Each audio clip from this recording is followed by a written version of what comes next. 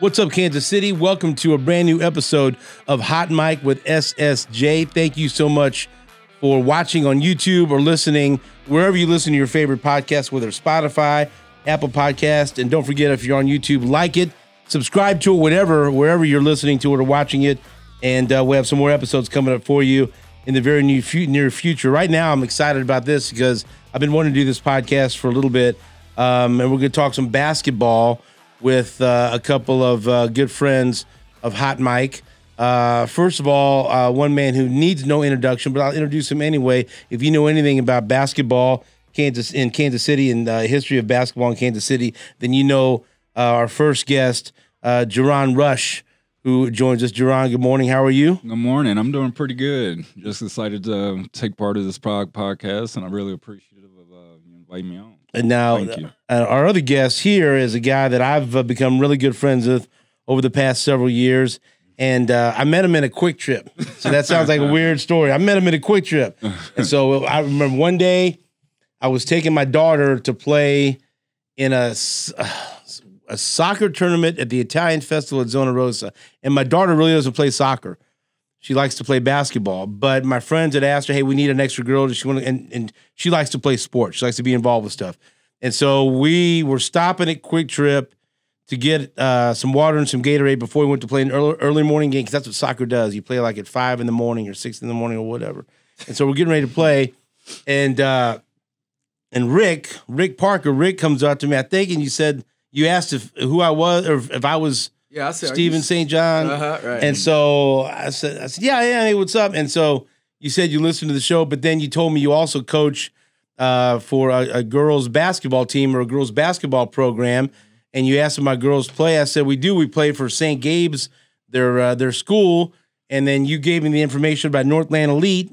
And then later on that week, we went to that church on what's not too far from Zona Rosa, a little church on the I don't remember the road. Was it Platte Woods? Oh yeah, right off of Prairie Point. And so we show up there. How old were they? They were young. I mean, it's been I know, right? It's been several years, and so the rest is history. So then both of my girls played for Northland Elite through grade school, and then Rick was kind enough to help me coach the St. Gabe's basketball team, because I'll be honest, I don't know what I'm doing. All right, I'm good at I'm the motivational coach. Come on, girls, defense this weekend. Get your hands up. No, we were both mad. We both got hot in the huddle at one point. Like, oh boy, hold on now. And so and so now my daughter Julia no longer plays basketball because she has devoted her time to, she loves track and field, and she does a long jump, and so that's what she does. But Selena still plays basketball. She's on the JV team. She's going to be a sophomore JV team at St. Pius, and she's back playing with Northland Elite. We just got back from a tournament in Tulsa where we won. I just, hey, if I got to mention the result. We won. Right. If we didn't win, I wouldn't have said that. I would have told you we still won, but we won.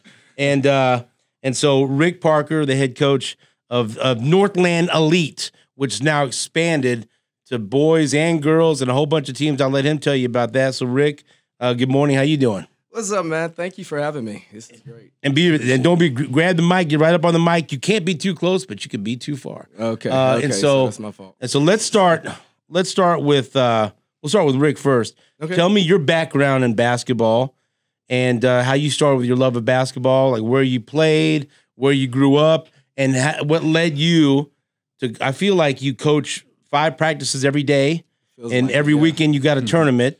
Whenever I talk to you, 10 games. You're on your way to practice. Right. You're coming home from practice.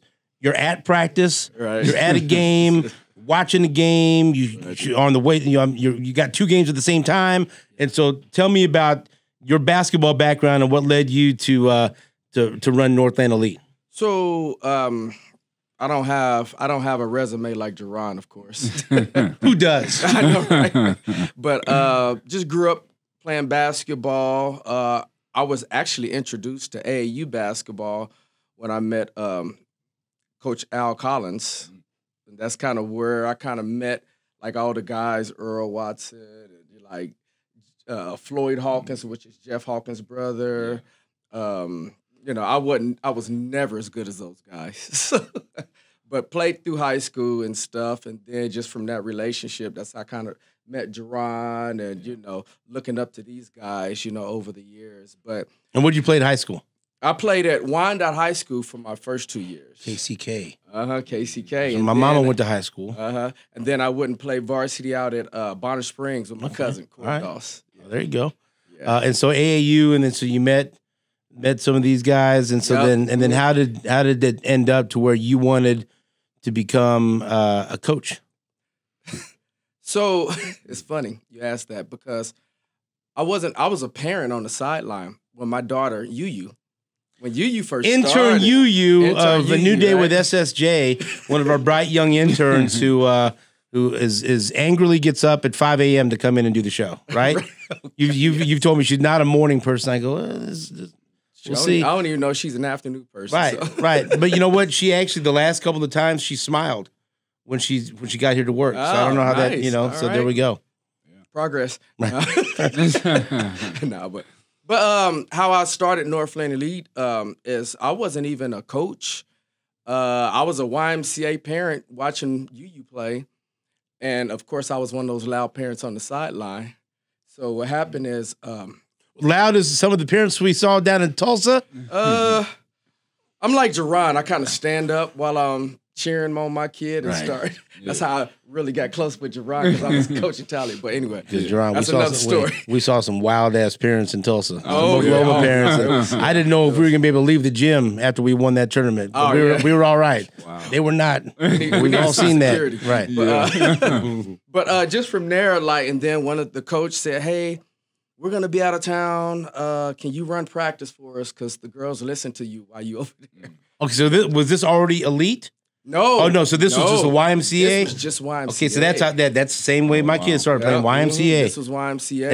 At the PAC Center right there, It was at right? the PAC Center. Yeah. Absolutely. No. This was at Levo when they had Levo. Oh, I got you. Yeah, that's where it started. Right. Yeah, Levo.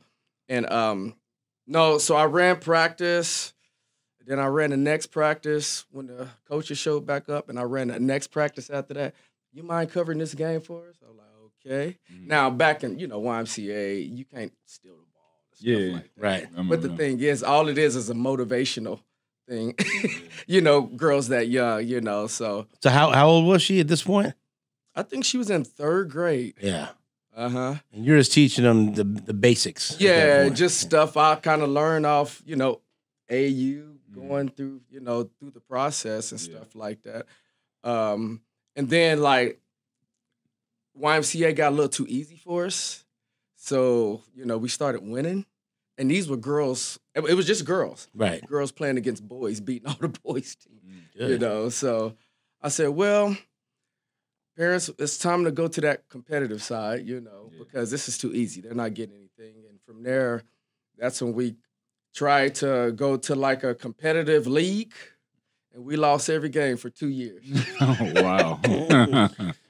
Then I was asking, I was like, hey, I'm not sure if this is what we need to be doing right now. Yeah. But they was like, hey, we got you, coach. Keep going. Yeah. And then from there, you started to get more kids coming in, more girls. They're inviting friends to practice. Now, looks like we have 15 kids versus 8 kids. You know what I'm saying? Yeah. Then we show up with 20. I'm like, okay, now it's time to, create 2 teams. Mm-hmm. So now, but then we were the Cobras. The Cobras, okay. All right. Yeah. We were the Cobras. That's where the Cobras started. And did you ever meet John Robinette? You remember John? I knew John. We used to work out together down in the city market area. And so I knew John. Obviously, he passed away now, unfortunately. Yeah. But I knew him. And then I didn't know that early on he was involved with the team. I didn't. That's not where I knew him from, but I knew him just from around. Well, John has a very strong personality. Yes. So he was kind of forced me into it. Right. Oh yeah. He was like, "Come on, coach. Let's build this thing. Let's do it." Yeah, that's right. I can see that. Right. So I'm like, and he made up the Cobras, and actually the colors, our color scheme, because he was a huge Seattle Seahawks fan. That's how we got the blue and the.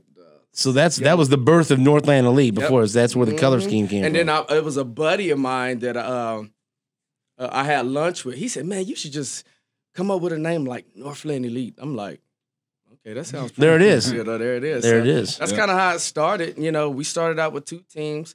We peaked at one time at 18 teams. You know, we got probably 15 going strong right now. 15 teams. Yeah. And it's boys and girls, Boys all and age girls, levels. yeah. And the thing is, Northland Elite now is just really a brand, not really a, you know, location. Right. So, I mean, I got Zoe to play with us in Tulsa. She's from Lexington. All over. You know? Yeah, we've had girls all over the place. I mean, most of my boys varsity are there, and they're at Bonner. And then I got some boys at center. We had some girls from out in Kansas before. Yeah, out of Troy, Kansas. Troy, Kansas. Yeah. So it gets all over the place. And so it's As a matter of fact, they started with Rush Elite. Yeah. Yeah. You So got, remember Harper and was it Jocelyn? and then Well, no, Nicole and Jocelyn. yeah. The little small one. Yeah, so I mean, it's just kind of how it Yeah. kind of started happening. okay. So that's Northland Elite. He mentioned Rush Elite, and you train kids and coach kids. And for people that look, I mean, there's some. By the way, fellas, we're getting old. I hate to admit it, Yeah. but there might be some younger kids, younger people that don't know your history. Take us through your life and career in basketball, and the path that led you to where you are right now. We got enough time on the show. Yeah, right. I could cut it short. No, or leave it alone. Whatever. You're just growing up in the city, in the inner city. That was kind of our outlet. So just going to the park, playing basketball and things like that. And so one of my first coaches was John Walker. Okay. And so because we would go to the Boys and Girls Club, that'd be another outlet for us. I went at the YMCA, we were the Right. Boys and Girls Club, 23rd Street. And so met John Walker there. Actually, I met him at the 43rd Street one. And just basically just playing pickup games and just things like that. And then eventually he put together some teams. We had Little Myron Piggy on the team. We had Mitchell Bird. We had his brother Marlon before he passed away. We just had much of the whole city. And so. But how early was it apparent that you were something different, that you were just this otherworldly talent? I just think when I first started off, right off the bat, Boys and Girls Club, because I just had the instinct of just doing all the little things, beating guys off the dribble, shooting a basketball, and then I had that sense of that inner city attitude. So it just made me want to go out there and compete every day, and that's what we did. I mean, we was in the gym every single day, like mostly all day. So we just crafting our skills and things like that, and so it just really helped me with some of the talented players that we had on our teams when I was growing up. Because I was playing 2 or 3 years up. I was playing with Derek Hood. I was playing with T. Lou on CMH Children's Mercy Hospital. Chris Wings at Stanford. Chestnut. To Washington, right? Chris Wings? Went to White. Was He went to Slagle. He went to Slagle. Oh, okay. Yeah. And so, then you got Earl. We had so many people. Brandon Jones, BJ, Ryan Burton. I mean, it was just so much talent that we had around each other. And so, our bond was just so good. Terry Nooner. Nooner. See, and people don't remember the game, like when Hood and Lou played at Municipal Auditorium. Yeah. People don't get what it was like. And I remember, like when I was in high school, the team was Raytown South. It had Javon Crudup and Chris Lindley. And then the big deal where, Chris Lindley was going to go to Kansas and Crudup was going to go to Missouri. And then obviously the tragic accident would happen with Chris. But I mean, there was still high school basketball, not that it's not great now and popular. It was something else back then, right? Yeah. It was different. Yes. And you were a part of that. Yeah. But, I mean, like you mentioned Derek Hood, I remember he could jump out of a gym. Oh, yeah. He was one of the most athletic people I've ever been around because he can run the court like a deer. Then he can jump out the gym. So, it was just great. I always just in the gym with him. So if you can't say you, who was the best Kansas City player that you either, and it doesn't have to be in high school, it could have been in AAU, whatever, that you either played with or against? The most difficult, I mean, there's two because they were so much bigger and stronger, and I was even big back in the day because I was lifting weights with JaRon, our weightlifting coach. But the strongest people I ever played with always gave me the hardest problems. And one guy was on my team was Corey Maggette. And growing up in Chicago, he would always have to fly down for the weekends. Corleone would come up as well. Corleone Young, and Yeah, so Corleone. but then Corey Maggette went to DePaul, or no? Duke. Okay, Duke. And then who was at DePaul? You remember when your brother Kareem played? And Quentin. Quentin Richardson. Quentin Richardson. I remember when I was doing the show with Whitlock. Yeah.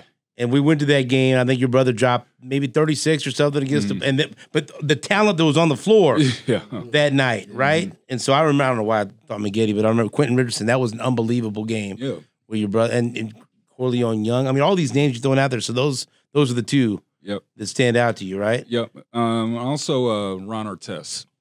So, man, he was just so strong. I mean, I hated playing against him because, I mean, couldn't drive on him or anything. He put those big old shoulders on you, he was stuck. big old hands. I like all of them.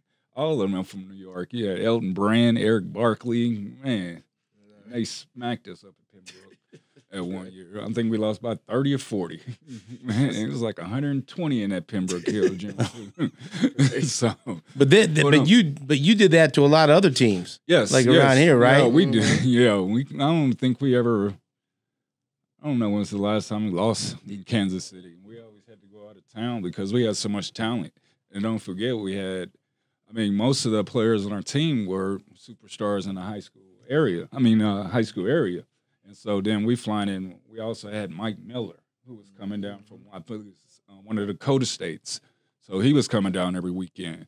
So, we just had a squad. And only time we really lost was mostly traveling. Yeah. So we're playing against really good teams like Houston Hoops. They had Rashard Lewis. New York had their crew. Georgia had Deion Glover and Jermaine Jones down there. You saw my producer Jay come in here. He goes, "Yeah, play against you."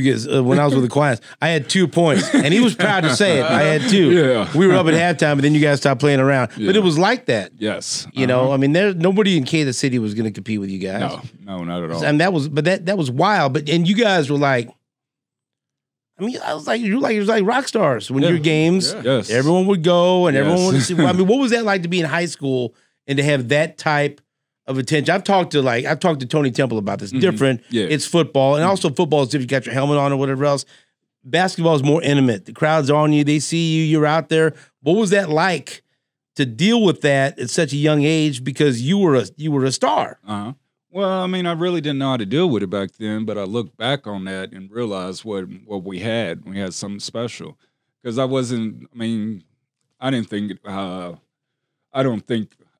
that highly of myself. I just thought I was just a normal player.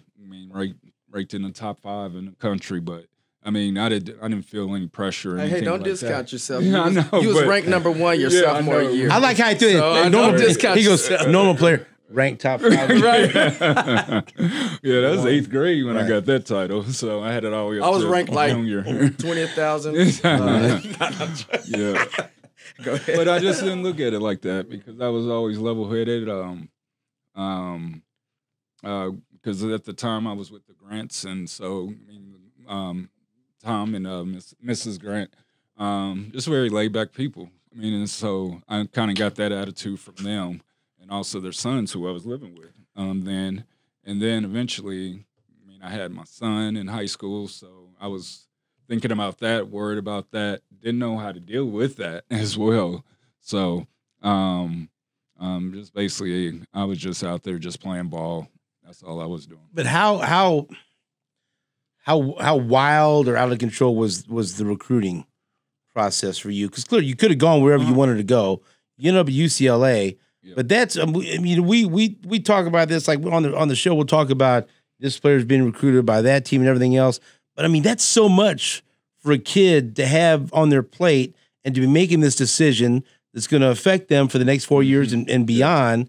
And so how did you handle that? And how did you decide that, okay, it's UCLA. I'm gonna because you could have stayed local. Yeah, I know. But you I had went 3 schools that I wanted to play for: Kentucky, KU, and UCLA. And so basically the recruiting process, I mean, it ain't like it today because social media is out there. And so how much NIL money can Oh, you get my today? goodness. You ever asked that? What kind of we deal talk about could you that. have got? Man. Well, you could have, sir, you named your prize. You see some of these players. Yeah, getting What they're $2 getting. million. I know, right? Like, what? Oh, Right? back in the day, oh my goodness. Timing is everything. Yeah, I would have stayed in school for 8 years. just hanging out. So you had those 3 schools, and you're looking at it: Yes. Kentucky, Kansas, UCLA. Yes. And the ultimate thing was I wanted to really go to KU. But there were some things in the background that hanging out with my friends who were a little bit out of control. But, I mean, so. We all been there. I know. And so my mom really wanted me to kind of go far away from that KU environment because I was up there almost every weekend. Right, because let's be honest, KU so close to Kansas City. It's right, watching so many games and everything. But then the ultimate thing was just Earl being there because we were Earl roommates. Watson, Yeah, Earl Watson. We was on the when we'd be on the road and things like that. That was my roommate. So that started back eighth grade. 7th grade, we already knew each other since we probably 5th grade because we played against the Running Rebels. And so, but We were the Running Rebels. yeah, I know y'all were. We every time. I was never a starter. Earl, man, they was killing. But the huge decision was, I mean, Earl and all the teammates. You had Toby Bailey calling me, Chris Johnson, Jelani McCoy. So all these big name people who. They just came off of a national title in 95, 96.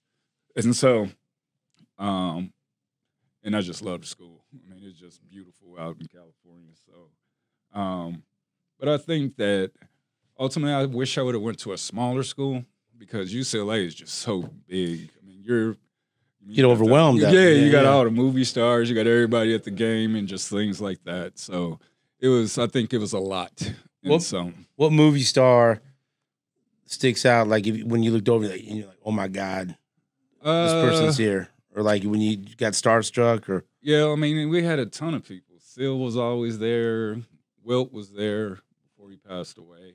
We always had Bill Walton on the side. And you playing in front of Bill Walton and Wilt. Yeah, he was doing the commentating for the games. Right. So we had talked to him before, like, hey, what's up, JaRon? How's things going? How's practice this week? And just talking to him, and then I mean, you had all those 90s stars, like anywhere from Buffy the Vampire Slayer. She was there. Biggs from American Pie. Yeah. He was actually on my back one night when we was racing and scratched up his whole hand running into the wall. Right. It was the funniest thing ever. But no, just seeing all those, I mean, just everywhere you turn around, you see somebody. So you I mean, and we could go on for 3 hours about this, right? Mm-hmm. But now, so you're coaching, right? Yes. And you've had the Rush name has continued in basketball. So talk about that. Talk about watching that happen, and then what made you decide? You know what, I want to coach. I want to teach kids and help maybe mentor them. Well, I started off with training. Coaching. I was with Jeff Boshy's basketball team that he had way back in the day. I think that was probably 2005, 2006 or 7 that I was coaching with that team. And so, but I was always engaged with basketball because then Shea was coming up. And so, I mean, I didn't train with him as much as I should have because he's always out doing his own thing with his friends and everything. But they was always putting in work. And so, then about 7 years ago, I think this is after Shea left North Carolina. No, he didn't leave that early. Well, you know Shea, though. Shea, Shea of course. played for Roy Williams at Roy Williams, national champ. I know, right? Got 2 of them in the family. What was that like to watch your son go through that? It was unbelievable. because he wasn't playing that much, but he was on a really, really good team. I mean, yeah, Marcus Page, and you had all of those guys who he really, really looked up to. And so it was just exciting, brought tears to my eyes every time just watching him out there on the court. And then you had all my friends from high school, all them, Earl taking pictures at the game with him in Vegas, or just seeing all the guys, Matt Barnes, all those guys sitting there hanging out with my son. And so it was just crazy. And so that's what it was like. I mean, that's why I really wanted to start getting into basketball more. And so 7 years ago, I started Rush training. So basically what goes on there is just learning all the little things, learning all the fundamentals, getting a lot of reps up, just doing it the right way. And so that's what I'm trying to teach all these guys or girls that I'm training every day. So boys and girls and any age you work any with? Age. I think the youngest is 5. I think the oldest is, I worked out a couple of my teammates back from Pembroke. Right. So basically, I mean, you can just go to the website, www.rushtrainingkc.com, and just get on there and schedule. But the thing about it, I like it because I can block off time for myself. So I'm running my own business. Right. And I'm based out of Powell Community Center, which is right up the street from me, so it's convenient. But, I mean, it's just a good thing. But I love what I'm doing because I'm giving back, trying to teach what all the coaches and everybody taught me when I was growing up. So, I mean, I look forward to it all the time. So, and then me and Kareem, we created Rush Elite. We started back at the beginning of May. And so we're starting off with 3rd graders, so we're going to do it through the summer. Then let the kids get back in school, having a different tryout, adding more teams, we're going to add more coaches, just like you did with your Northland Elite teams. So with adding more coaches, kind of take a back seat from trying to be there every day like you. Right. Like he is. Yeah, I know. Like he is. It's so, Rick, you have a chance, like I said, to coach girls and boys at all ages and different levels. And that's such an interesting discussion now, right? Youth sports and how hard do you push your kid? Do you have them specialize in a sport? Is it better to play multiple sports, right? Mm-hmm. So what, like, if a parent comes up to you and say they have a kid that's got some talent, grade school, whatever, and they're asking you advice, how do I think my son or daughter has a future in basketball, whether it's just in high school, whether it's playing at an NAIA division, whatever. Mm-hmm. What's the first bit of advice that you give them as far as doing it the right way and helping their kid pursue their dream of playing basketball? Well, one thing, and it's still a struggle, but I let parents know that based off what team that they're going to be on, they have to. I mean, if they're good, they have to earn their spot. No, nothing is given, and also, whatever team you on, that don't mean that they're going to win every game. You know, so a lot of parents will be like, "Oh, we got murdered. Oh, we got this." Well, the thing is, your kid is probably playing up a little bit.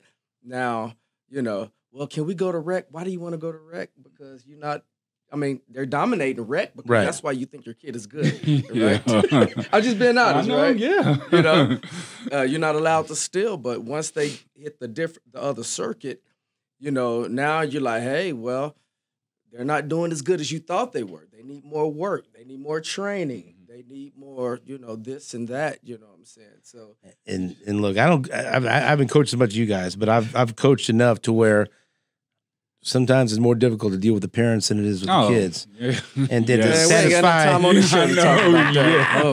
to satisfy their expectations. And when I've tried, and so when and you know, coaching your own kid is also tough too, because you want to tell them, hey, look, I'm not giving you nothing. I might even be harder on you than I normally would because I want to show that I'm not favored. You know, you're not. I'm not going to show any favoritism. But like, you know, what I try to tell my daughter, I said, look, what you want to do is you want to be a part of a team where you have a role, and whatever it is you got to do to help that team win. Come off the bench. You got to play defense on that day. Come off the bench. You might have to handle the ball. Come off the bench. We need rebounding. Just be a part of that culture and be a part of a winning culture. Be coachable. Listen to the coach. And you're going to get something out of it. And you may not play at the next level, but it's going to help you in life. It's going to help you face adversity. And you know as well as I do, we'll get parents that have these ideas of what their kid is, and it just doesn't fit what reality is. Mm-hmm. And then you got to, and they're doing their kid a disservice by filling their head with the idea you should be starting, or you should be the point guard, or you should be, and exactly. and then the kid shows up, and I feel bad for the kid because it's not them, it's the parent that's filling their heads. Yes. Most parents are good, but the advice I give is just be honest with your kid about what they are, what their skills are, and what they should do. Right? That's the first thing. Mm-hmm. Well, one thing too is like, me growing up, I was looking up, playing with Earl and them. This is at like 7th grade, but looking up to these guys, I'm like, man, I got to get better. You know what I'm saying? And like, I didn't take that as I wanted to leave.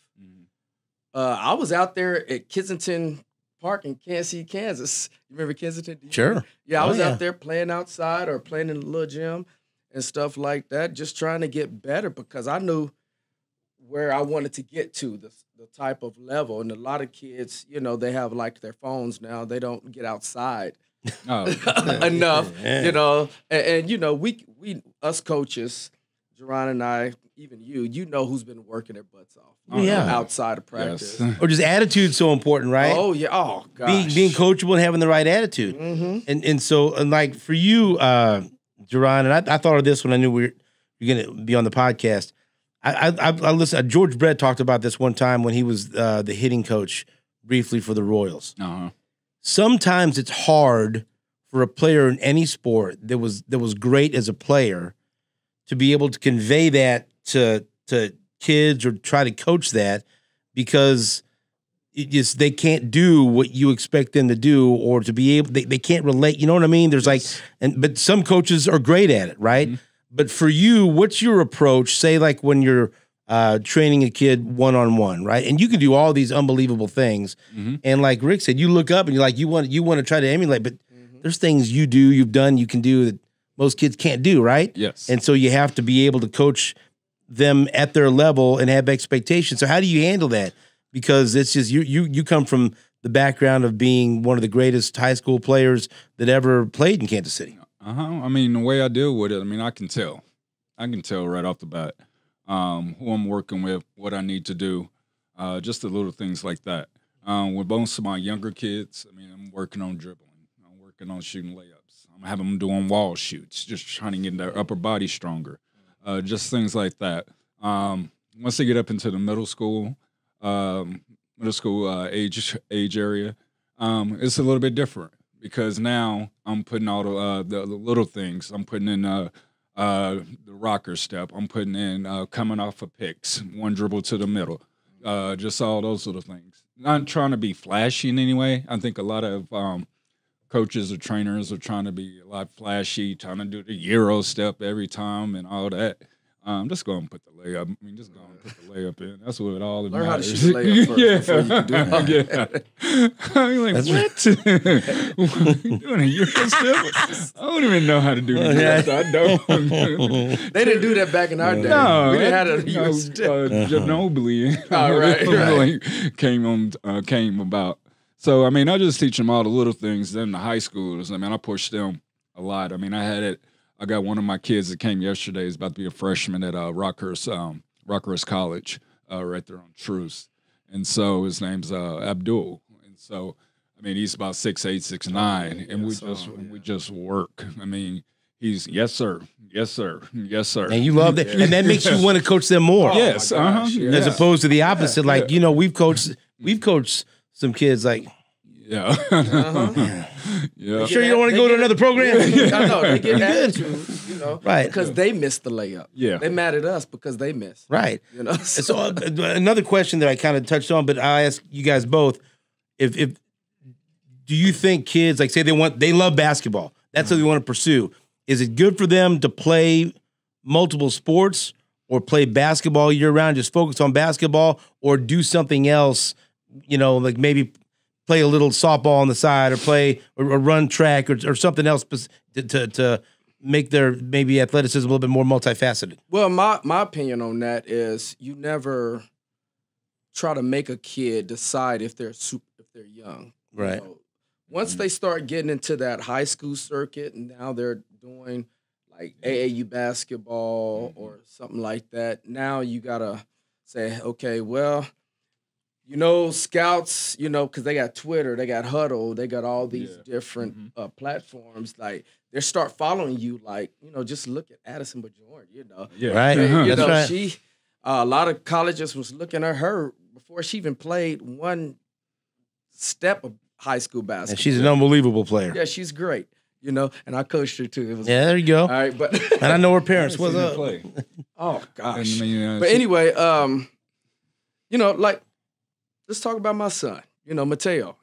And how old's he right now? He's 11. He's gonna be 12 in December. He's gonna be 6th grade. But unfortunately, he didn't, because I didn't have time. He wasn't able to do other sports other than basketball. Because Right. But now he's doing soccer, which he's fast and he's good at. You know what I'm saying? So I want them to be able, give him a few years playing soccer and basketball, and then once you get out of middle school now, or some kids are before that, some kids go through extensive training for basketball, even like from 6th grade all the way to 8th grade, getting ready to, if you in Park Hill, after you get done with your 8th grade year, now you get invited to Pitt State, which is the high school camp, which if you get invited to that, that's great. What I'm saying? And that's when, I'm just give them time to figure it out, because some of them may have a love, for a certain thing different. And you don't know if you love something until you try it, right? Absolutely. And so, like, what do you think about that, JaRon? I think just the same thing he said.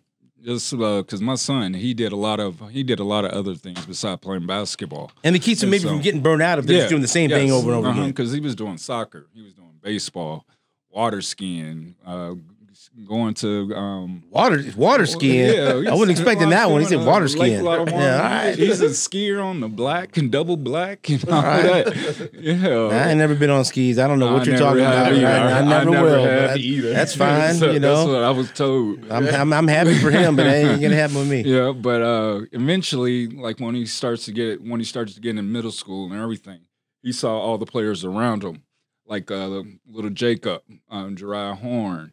He saw all those guys working, and so then that's when he decided, I don't want to play. I don't want to do anything else. Right. I want to just concentrate on basketball. But he decided it, and so then that he decided. Right. I want. Right. I don't care what. I didn't care what he wanted to do. I don't care what my daughters do. I just want you to be successful at whatever you do, and just be happy. That's the key. I want you to be happy. So you said burnt out. Yeah. And you you did the intern interview with Yu. Yeah. And, she was talking, right? Yeah. So she was talking about, basketball was something I didn't really want to keep pursuing.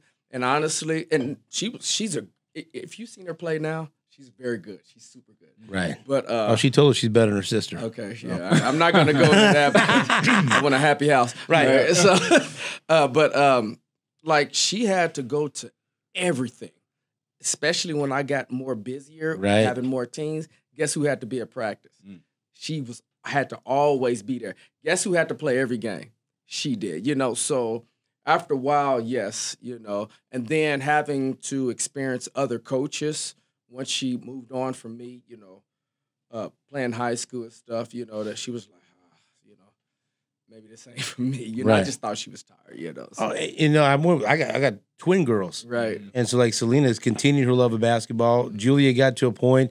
And then when she was done with 8th grade, she tried out at Pius, but I knew she wasn't. She tried out, but she was kind of doing it because I think she thought that's what I wanted her to do. Mm-hmm. And then she was like, I love track and field. That's what I want to do. I said, well, okay then, But she enjoyed playing in grade school, but then that was it for her, and I respect that. And so on the topic of being girl dads and girls basketball, I talked about this on the radio, and I'll share this. I thought it was a really cool moment, and I want to ask you guys about what's going on with women's basketball. We were getting ready to play on Sunday down in Tulsa, and we're all in the hotel lobby, and all the girls and some of the parents are gathered around on TV, watching the WNBA game, right? Watching Chicago and Indiana, watching Caitlin Clark, and everyone's and all the dads, watch this, watch that, and it's like and they're locked in. Like my daughter's watched some basketball. She was a big fan of Sophie Cunningham at Mizzou. She's watched different, we went to, for 2 or 3 years, we went to damn near every UMKC basketball game, women's game. But this is different, right? We've seen this blow up now. And you look at what the ratings were for the Final Four. You look at what the ratings are now in attendance for WNBA. I feel like women's basketball and girls basketball is peaking right now at a level we haven't seen. And we've seen, I just thought, man, this is such a cool moment. We're getting ready to go play in a girls basketball tournament.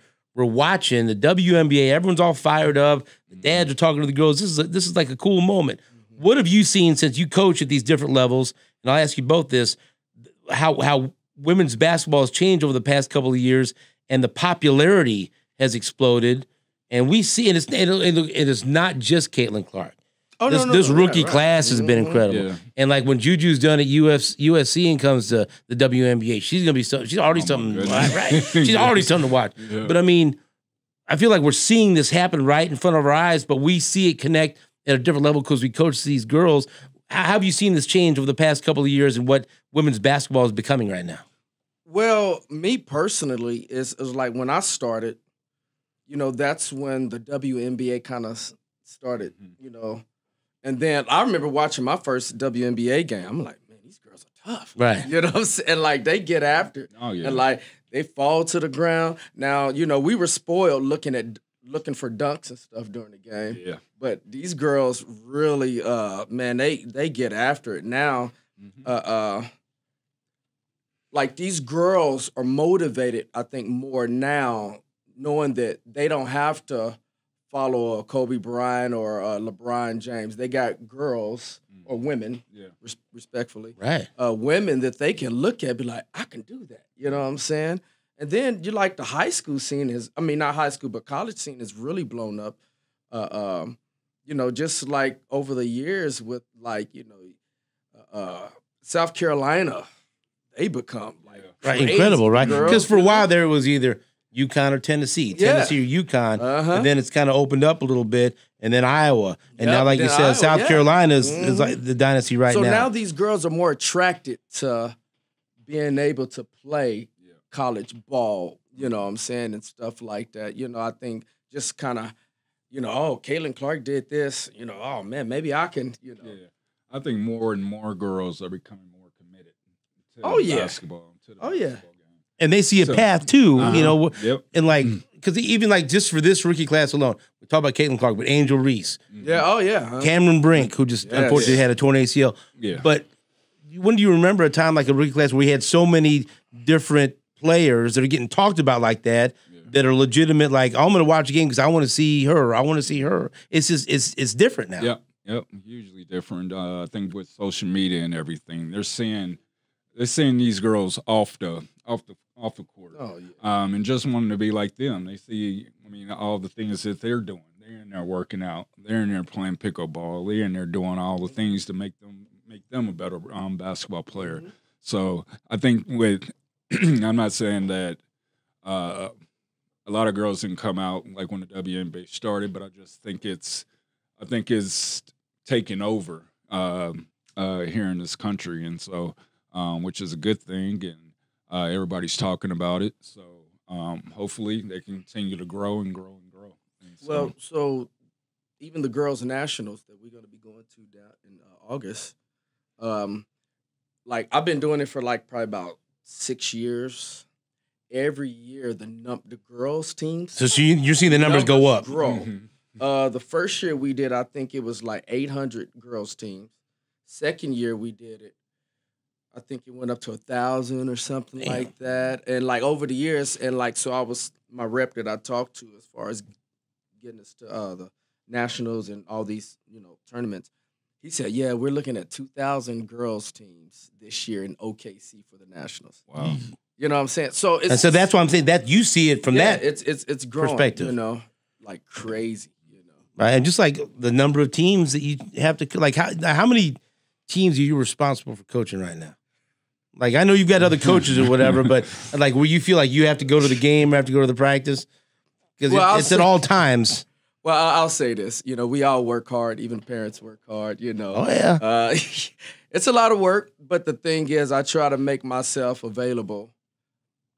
For everything, not just the teams that I'm coaching, but like if they see Coach Rick come up, show up to a game or a tournament or something, and I'm taking photos and Right. stuff, and then start posting. And they love that. You know, I get them like little $5 McDonald's, like especially little girls, $5 McDonald's cards. But hey, good job. You know, do stuff like that. You know what I'm saying? So I always try to make myself available. Now the house may not be too happy, but you know, I'm always going there. Yeah. So for you, and you coach a team with Rush Elite, but also you do the one-on-one training, right? Yes. And so you work with boys and girls. And so if someone's asking you, and I'm sure they can start as early as possible, but like when is it a good time to maybe start doing one-on-one training besides being on a team, or even if it's a rec team or competitive team? When do you recommend to start doing that, or how often, if you think that your kid loves basketball or has a chance to play in high school, when and you have that balance that we talked about? You don't want to burn them out, you want to force them to do stuff, but what's the best way to get them going in the right direction? Well, it is basically just if they really, really love the game and really want to get better at the game, then they'll be in there training. Because the team practices are about team, building as a team. But outside those team practices, you got to do the individual work. You got to do the little things like that. And that's how you're going to get better, putting in the extra work besides just the practices and things like that. Getting out there and playing pickup with people. Just in the gym, just shooting. Play. Yeah, just playing. And so whenever the kid feels like it, then let's go. Let's do it. Because sometimes I think the parents kind of push their kids into it. And so they're not really into it. But you could tell, though. Yeah, I could tell. Yeah. So it's a little bit harder. So, but I started getting that from Julia, like, but I still go by and give them a high five, right, and clapping them up. Just trying to motivate them. So that's the thing I do. So what kind of coach are you? Are you calm? I guess it also depends on the age, whatever. But are you like, do you find yourself emulating any of the coaches you had? Do you yell? I mean, are you a fiery? Like, what kind of coach are you? I'm not fiery. I'm not anything like that. But I'm just trying to get them in the right position. I'm talking to them like I've been there before. Doing it this way can get you results this way. And so not really yelling so much, but just trying to encourage them, motivate them, high five and things like that. You know what's coming, right? I'm going to stand up for this one. So here's the deal. So my girls have always loved playing for Coach Rick, right? Yeah. And he makes it fun. And he has a way of explaining things, and that's the key to coaching, right? Explaining things that the kids understand so they go out and execute the play, right? Yes. So we play this team on Saturday in Tulsa, and they had a unique defense. Explain what the defense was when they came out. When we started off, we were down 8-0. So the girls were a little. They played this 3-2 zone, which was starting right at the half court line. Oh, yeah. And they had the two in the back, probably like free throw line extended, where they would jump everything that the two free throw line extended, or just a little bit farther back. They would jump everything that's going to the middle. Yeah. And we didn't figure it out, you know. Yeah. And I was like, well, you know, I learned this actually from Coach Earl running practice. I said 0.5 seconds. They're in the zone, make them shift. Yep. You know, our girls, oh God, my daughter Mimi would bring it down and boom, turnover. Boom. Bring it down, turnover. Yeah, you see him, he's getting hot. Yeah. So we were down 8-0 in that first game. Well, you know what? Because it's the radio, I'm not just blaming her. It was everybody. Right. No, it was. I don't want everybody had. I want a happy house when I get home. But everybody had their hand in this, and but we fought back. We ended up losing that game. Yep. And I went back to the room and I was mad. Should have won that game. So we got through it, and then that night we're talking about what we're going to do, because we know we're going to see them again if we win this thing. Mm-hmm. We see them again in the championship game. And they were cocky and they had their headphones on before the game, kind of staring our girls down. And I don't know if you noticed, one of the cool things that happened was, so we played the semifinals. Our girls sat on the home bench, and then they sat on the home bench for the team on the next semifinals. And then we went over before someone could we claimed the bench before they could, and they were trying to sell it because this is our bench. We're gonna show them, you know. But it was like, oh, okay, they're standing up to them. They're not intimidated. And so we think we got everything set. We're all good. We start the championship game with that same team. Same thing. We're down 8-2 just like that. He calls a timeout. And I'm coaching up with him, and he gets up there. Gosh. And I mean, he was hot. We didn't drive from Kent down here to Tulsa for you to go and throw the ball. I'm like, he's getting me fired up. And they're looking around. I'm laughing. And but inside, I'm not laughing. I'm looking, yeah, that's right. Because I'm just I'm trying to motivate. I go, we are better than them. I go play like it. And the girls went out and they played like it. Oh, no, so you didn't. So Susan, my wife told Sonia, she said, because I think she said, I guess I said, no more missed layups. It was something like I was yelling at him. And she said, Coach Rick don't want to lose this guy. Yeah. Oh, no, because he was hot. Oh, yeah. And so then we started getting to him. And there was a girl, the war number 3, that was hitting threes. We told him, do not let her breathe. And she hits a couple threes. And then we took my daughter and then you stick her and stay with her and made her mad.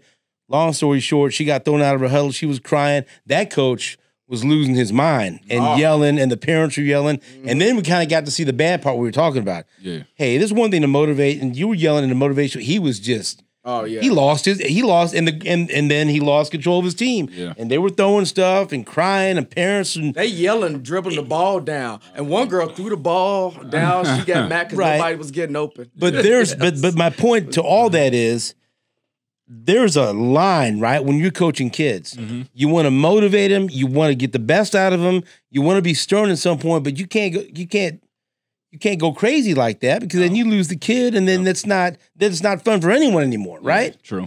And you just got to be able to handle it. How do you get your point? Maybe if they're not doing what you told them to do and get your point across, right?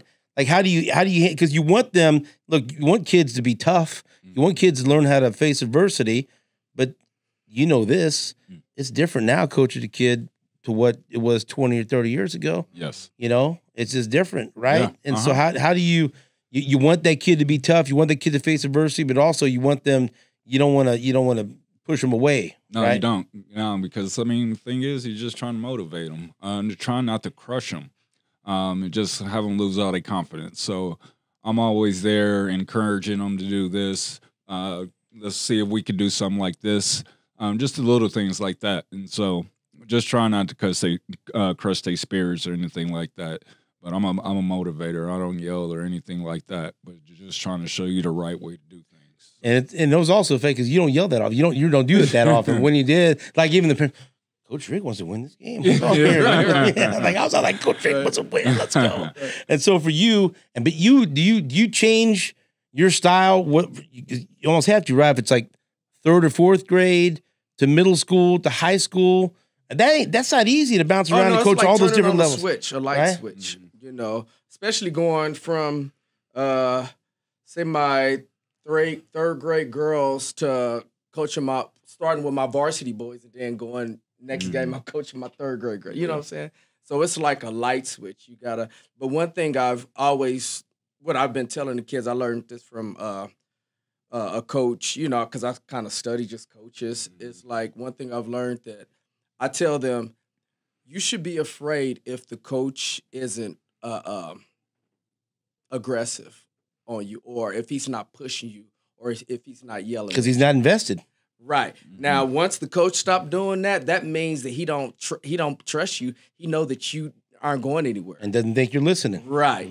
But once the coach start doing that, he believes in you. He knows how good you are, So all of our girls, I knew exactly where they are, and they won that game. Why, so you kind of got to know your team, your players too. And go ahead. No, go ahead. I was going to say, with girls, of course, they're an emotional group. Oh, yeah. Yes. Oh, trust me. I learned I can't coach my daughter in the car after the game. She don't want to hear from me. She don't want to talk about anything. She goes, don't talk about the game. I said, okay. Right. I said, I was going to, but now I won't because I want a happy home. Yeah, all right, we're going to wrap things up here. And so you've been asked this a million times. So I don't care. We're going to get on the record right now. We just heard about how his older daughter says, I could beat my younger daughter, even if she's better than me at that age, I could beat her now. And so do you and Kareem ever play like one-on-one or over the years? Have you ever tried to settle this thing over who the best rush is, whether you, Brandon, Kareem, even if it's a game of horse. Yep. Have you ever said, "No, I'm tired of this debate. We're going to figure this out right They now." already know I am. They already know. They already know. Yeah. So there doesn't have to be anything. They'll so if I talk to them right now, they say, "Oh, it's good." Yeah, they tell you. Yeah, they sit there and tell you. But no, we really haven't played since it was probably in high school. Me and Kareem, and then Brandon was being so young. I think we played maybe when he was out there with Golden State, but we wasn't really playing for real. But no, then after college and after they was in the league, knees and everything are bad. So you don't want all that. You don't want it. But they know. They don't need. Yeah, they know. Yeah, it's been established. Yeah, they already know. All right. And so and then we talked about. I wanted to ask you this too. Transfer portal in college basketball. Is it? I mean, it gives freedom to players, right? Yes. But it's like free agency. You think is it good for college basketball, or is it going to end up wrecking college basketball? I think it's going to end up wrecking college basketball because, I mean, I really don't understand it. How you can go to one school this year and transfer real quick and then be eligible to play again. Just like, wow. I mean, there's no commitment or anything there. And coaches can't be hard on some players because 1 year and then I don't like this. I'm leaving. Yeah, and they going for the money. So wherever the biggest payday is, that's where they're going to go. And so I don't really like it. I think if you're at one school, go and be there, enjoy the moment, and just create that team bond and everything like that. Because we really didn't have that back in the day. It wasn't used that much, and then you have to sit out a year if you did.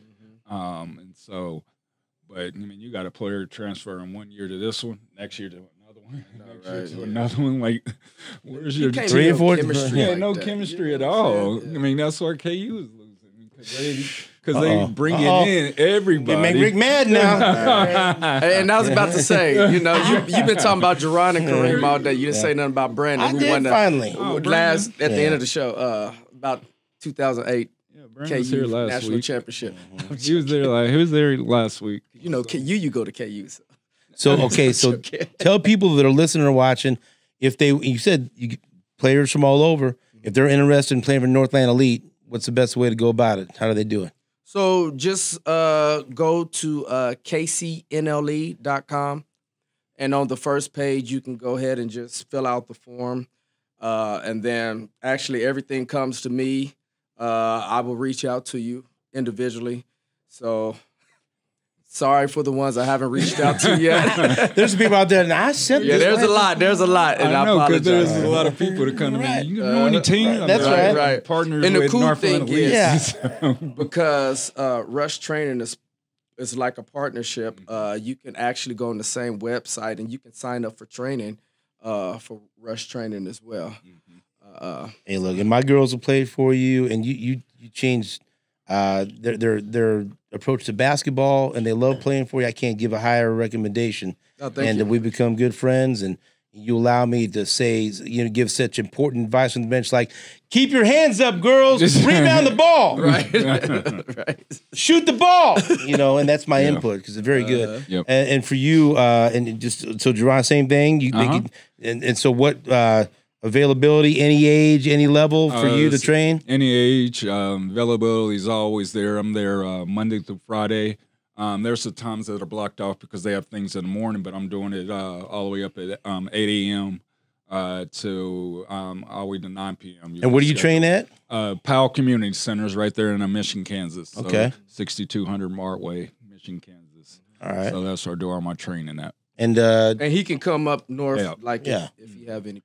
And tell the website again where people can get the information. www.kcnle.com. All right. Yeah. Play for Northland Elite. Get trained by JaRon Rush. And you got Rush Elite also starting to start off. And you guys are working together. And hopefully take over the whole Midwest. Yes. We're like brothers, man. Yeah. Honestly, I think there's a contest that I lose every time, like every Father's Day, Christmas, Thanksgiving.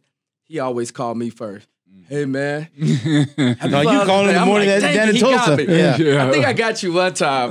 Yeah, but so. Man, that's what I'm saying. We're all brothers, and like just the community, like even with like Earl Watts, and you know, all of us, we all just kind of just really focus on the kids. You know what I'm saying? Yeah. It has nothing to do with us, you know. So and also, you know, not just basketball coaches and mentors, right? Absolutely. Yes. Advice and helping them make the right decisions, and having that type of coaching helps these kids in life make decisions too. Right, and we try to if you look at our website, our whole mission is to foster kids, and what I mean by that is, like, you got some kids that just don't have opportunity, you know, and we want to be able to provide that. Even though, hey, this is a club, you know, we got some single parents out there, some parents losing their jobs and stuff. Hey, we'll work with you. You know what I'm saying? You know, it's all about getting the kid what they need, because at the end of the day, you never know who you're going to bless and who you're helping out in the long run.